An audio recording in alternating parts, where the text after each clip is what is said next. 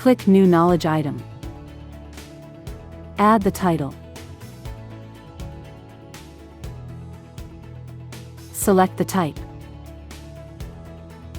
Click Create Knowledge Item. Add the desired content. Expand the advanced options. Select Public. Click Preview. The public tag is added.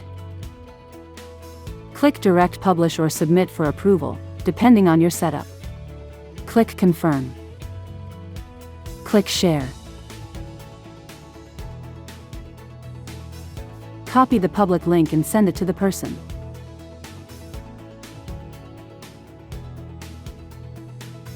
Search for the document. Hit Enter. Open the document.